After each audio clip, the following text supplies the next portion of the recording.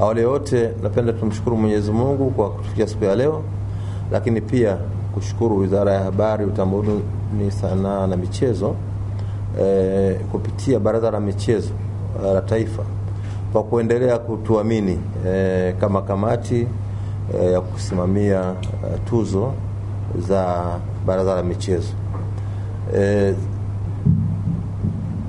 Kamati yetu imefanya kazi kwa weledi mkubwa katika tuzo zilizopita, na tunaahidi kuendelea kushirikiana na kufanya kazi kwa uwazi, weledi na ubora zaidi. Lengo hasa la tuzo hizi ni kuendelea kuwatambua na kuwaenzi wanamichezo na timu za Kitanzania ambazo zimefanya vizuri katika mashindano mbalimbali ya kimataifa kwa mwaka 2024. Juhudi zao na mafanikio waliyopata yamesaidia kuipeperusha vyema bendera ya nchi yetu kimataifa na kuletea taifa letu heshima kubwa. Hafla hii imepangwa kufanyika tarehe 1 Juni mwaka huu katika ukumbi wa The Superdome Masaki, Dar es Salaam. Kwa hiyo ni takriban siku 10 zijazo. Mgeni rasmi katika hafla hii ya tuzo kwa mwaka 2024 anatarajiwa kuwa Mheshimiwa Majaliwa Kassim Majaliwa, Waziri Mkuu wa Jamhuri ya Muungano wa Tanzania. Tuzo hizi zinafanyika kwa mara ya 3 mfululizo baada ya kufanyika kwa mafanikio makubwa kwa awamu 2 zilizopita, zile za 2022 na kwa tuzo za 2023, ambapo wana michezo zaidi ya 700 wakiwemo wachezaji, viongozi wa michezo, viongozi wa taasisi na serikali na binafsi, wanahabari za michezo, wafadhili na wadau wengine walishiriki, huku maelfu ya wananchi wakifuatilia kupitia vyombo vya habari. Tuzo hizi zimekuwa na mafanikio makubwa kwa sababu zimeongeza ari kwa wanamichezo wetu na kuwafanya kuongeza juhudi kwenye mashindano ya kimataifa na kufanya umma wa Watanzania kutambua mafanikio yanayopatikana katika sekta ya michezo. Kwa hiyo kwa mwaka huu tuna vipengele mbalimbali kwa tuzo za mwaka 2024, na tukianzia na mwanamichezo bora wa kiume, tutakuwa na mwanamichezo bora wa kike, tutakuwa na mwanamichezo bora kijana wa kiume na mwanamichezo bora kijana wa kike, tutakuwa na mwanamichezo bora wa kiume mwenye ulemavu, mwanamichezo bora wa kike mwenye ulemavu. Itakuwa na timu bora ya mwaka ya wanaume kwa upande wa timu za taifa, lakini pia tutakuwa na timu bora ya mwaka wa wanawake kwa upande wa timu za taifa. Tutakuwa pia na timu bora za mwaka wanaume kwa upande wa virabu na timu bora ya mwaka ya wanawake kwa upande wa virabu. Tutakuwa na tuzo hiyo kwa kocha bora wa mwaka wa kiume na kocha bora wa kike wa mwaka.